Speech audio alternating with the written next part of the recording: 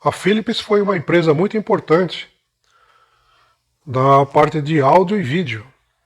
Aqui no Brasil, a Philips está instalada há muitas décadas e se tornou muito popular aqui pelos rádios e televisores que eles fabricavam. Na parte de toca-discos, a Philips, aí nos anos 50 e 60, fabricava aqueles móveis bem grandes, que eram um símbolo de status aí nas casas, que era um móvel grande, de madeira, muito bonito, que tinha um toca-disco, um sintonizador de rádio, o amplificador e as caixas de som. A caixa podia ser no próprio móvel, aqueles alto-falantes imensos, ou podia ser com caixas separadas. Eu mesmo, o primeiro toca-disco que eu tive, me foi presenteado pela minha irmã, era um Philips 447, que aí no final dos anos 60 tinha duas grandes inovações para a época. O som era estéreo e a agulha era de diamante, que era uma grande atração na época nos aparelhos mais econômicos. O som desse Philips 447 era muito ruim, fora que ele era o que se chama hoje de vinyl killer, o matador de vinis. Ele estragava todo e qualquer disco que você tocasse nele. Eu não sabia disso na época, eu era criança, mas eu reparava que quando você põe um disco novo ele tocava bem. Depois cada vez ficava pior, o som chega uma hora que não dava nem para escutar. Eu não sabia ainda que um toca-disco ruim estraga os discos. Mas foi um dos primeiros aparelhos que eu consertei também, logo depois que entrei na escola técnica. Um aparelho que deu tanto defeito que acabei jogando no lixo, literalmente. Não tinha muito o que fazer com ele. Muito bem. Então a Philips foi famosa aqui no Brasil pelos televisores, pelos rádios, por esses toca-discos baratos e por aqueles móveis. Agora, aí mais ou menos em meados dos anos 70, a Philips começou a lançar aqui a linha de alta fidelidade, que eles trouxeram da matriz que ficava na Holanda.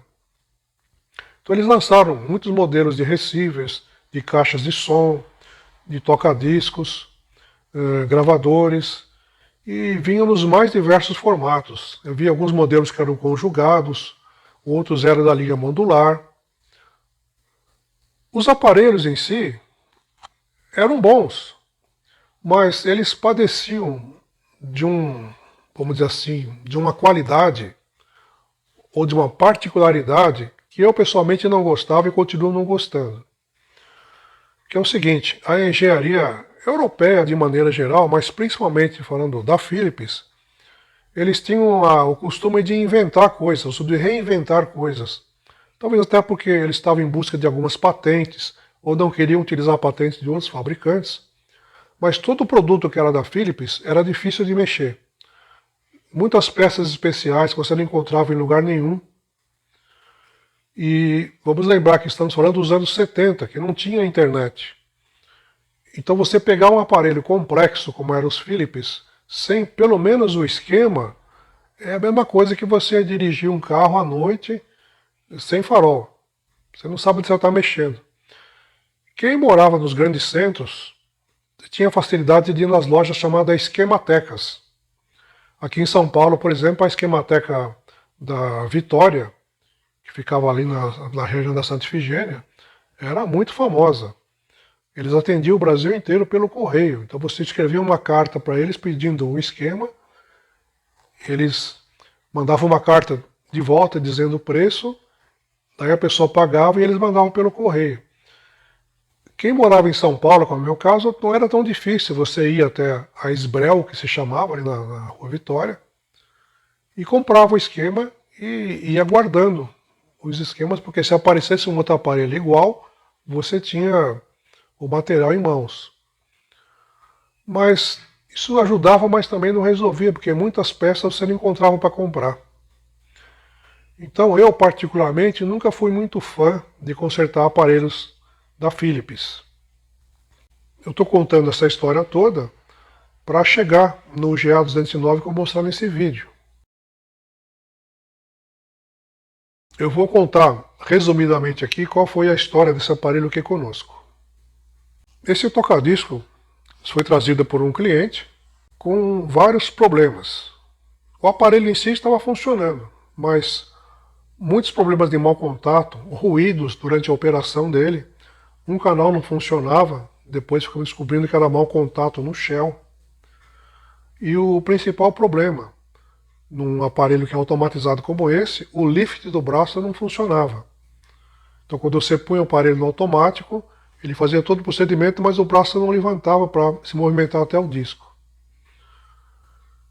Eu resisti a ter que consertar esse aparelho, mas por insistência do cliente eu acabei aceitando e fiz aí a manutenção. Foi aí que eu me lembrei por que eu não gostava de mexer com o material da Philips. Então a engenharia é bastante sofisticada. São muitos detalhes, você vê que o projeto foi muito meticuloso, muito cuidadoso, mas, como todo aparelho Philips da época, usava soluções proprietárias, soluções que só eles usavam. Então a gente tem que entender como funciona toda a engenharia do aparelho para finalmente conseguir chegar no componente que estava com defeito.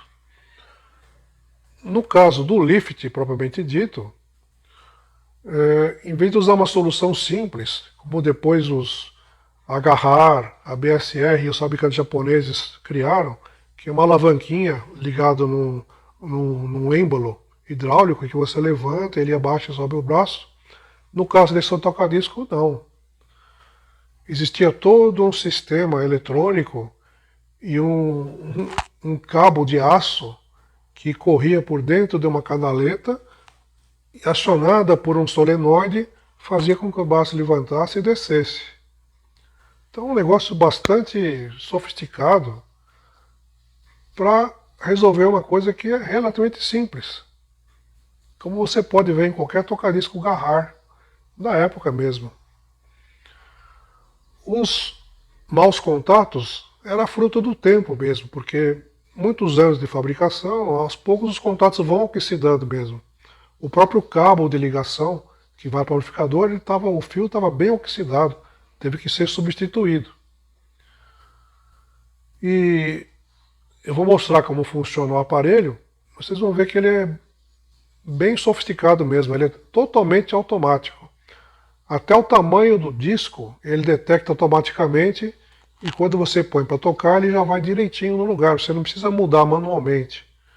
Então é uma sofisticação que para a época era uma coisa assim do outro mundo.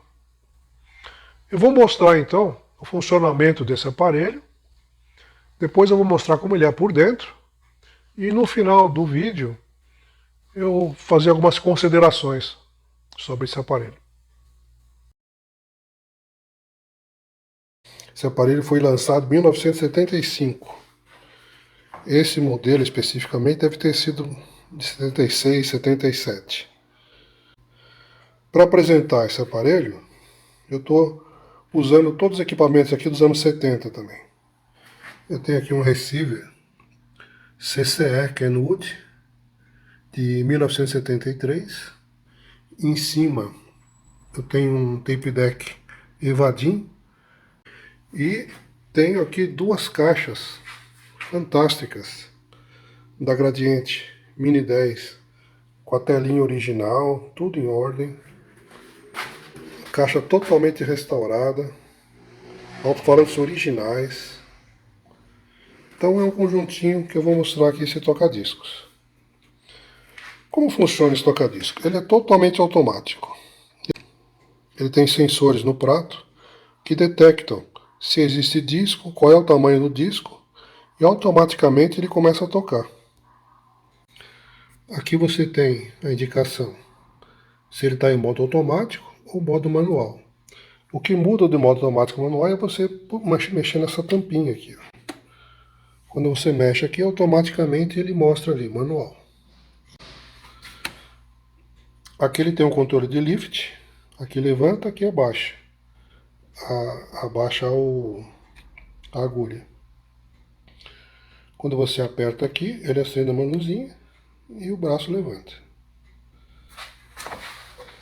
Se você não quiser mais, Você clica aqui, o braço abaixa.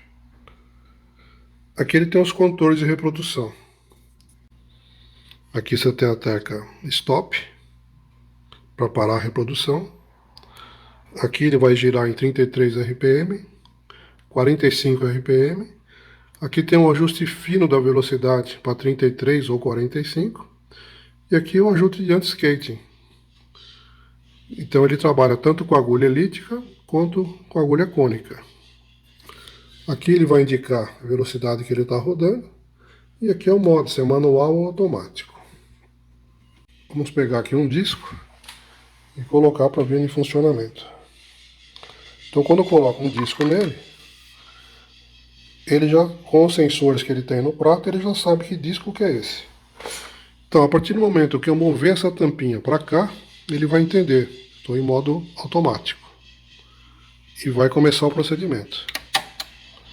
O braço começou a girar, a agulha levantou, ela vai se posicionar no começo do disco e vai começar a reprodução. Eu vou recortar o áudio aqui para não incidir direitos autorais. Vamos levantar aqui o braço. Levantei, vou posicionar no fim do disco para ver que no final ele desliga. Olha, quando chega no fim, ele volta, o prato para de rodar e o braço volta à posição dele de descanso. Se a gente quiser uma reprodução manual, a primeira coisa é abrir aqui a tampinha. A gente aperta aqui a tecla correspondente à velocidade, o 33 ou 45, no caso aqui é 33, e o prato vai começar a girar. Então no caso aqui o prato já está girando. A gente vem aqui no controle de lift e levantamos o braço. Então vou apertar aqui, o braço vai levantar. Pronto, o braço levantou. A gente vem aqui e coloca onde a gente quer a reprodução.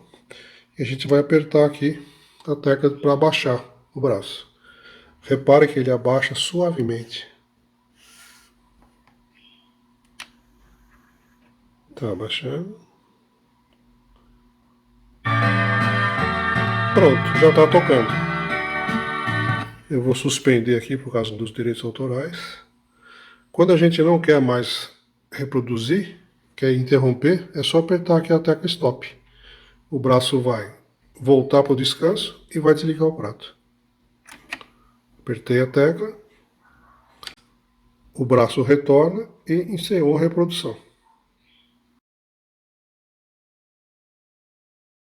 Essa é a vista interna do aparelho, que foi tirado quando ele estava sendo restaurado. Então aqui do lado direito embaixo, temos aqui a chave liga e desliga, que aciona aqui a parte de seletor de voltagem, e tem um transformador que recebe tensão em diversas voltagens, 110, 120, 127, assim por diante. Passa aqui para a placa da fonte e alimenta aqui a placa principal, onde fica toda a eletrônica, toda a lógica do aparelho. Essa parte aqui é a que controla o mecanismo, o acionamento do braço, o acionamento do prato. Aqui do lado esquerdo em cima estão os conectores e a fiação referente ao som propriamente dito. Então, os cabinhos que vêm da cápsula chegam aqui nesse conector e daqui eles se conectam ao cabo que vai para o amplificador ou receiver. Então, apesar aqui da fiação exposta, que pode dar uma má impressão para quem não está acostumado com eletrônica, apesar desse aspecto meio confuso, é que, na verdade, essa engenharia é extremamente sofisticada. Tem muitos sistemas, muitos controles e muitos sensores aqui. Por isso que fica essa fiação. Mas a construção do aparelho foi muito bem feita, com componentes de alta qualidade. Tanto é assim que hoje, quase 50 anos depois dele fabricado, se você olha o aparelho por dentro, parece que ele é novo, foi feito ontem, o que não é verdade. Isso só demonstra o capricho e a qualidade da construção que a Philips empregava na ocasião. Essa linha de tocadiscos da Philips dos anos 70, que começa com a sigla GA, ficou muito famosa, porque era um aparelho de um som de altíssima qualidade. Porém, era um aparelho que custava caro, a Philips já não tinha muito renome na parte de alta fidelidade, então é um aparelho que eu acredito que não tenha vendido muito. O que eu posso dizer de bom desse aparelho? Engenharia fantástica. Porém, isso se reflete na manutenção, como eu vou falar daqui a pouco. Outro ponto forte, o som impecável. Se você colocar uma boa cápsula nele, é um som de primeira qualidade, sem distorção, sem erro de tracking, sem ruído, muito bom mesmo o som dele. Porém, quando estraga, pode ser um problema. Hoje em dia está difícil achar um técnico de manutenção de aparelhos que se disponha a estudar cada modelo da Philips para entender como ele funciona, para depois finalmente poder fazer a manutenção. Então isso pode ser um problema. Será que eu compraria um aparelho desse? Pessoalmente, não, eu não compraria. Por quê? Porque eu acho que é um aparelho supervalorizado, ele é vendido a altos preços no mercado. Quer dizer, se um aparelho desse quebrar, pode ser que ele esteja condenado à sucata. E isso, para mim, que sou técnico, imagina para um leigo, para quem não tem acesso a um técnico de confiança e que esteja acostumado a mexer com esse aparelho. Então, eu pessoalmente indicaria esse aparelho para quem não se importa com a despesa que ele possa ter, tanto na compra quanto na manutenção, e ele precisa estar preparado para o dia que der defeito, pode ser que ele tenha que sucatear o aparelho. O som é bom? O som é ótimo. O funcionamento é bonito, é bacana, funciona bem? Funciona muito bem, desde que esteja em ordem. Agora, por exemplo, um defeito como esse que deu no lifting, impedia de você utilizar o aparelho. Então, por uma coisa que poderia ser muito simples, a engenharia da Philips complicou e acabou criando um problema para o usuário.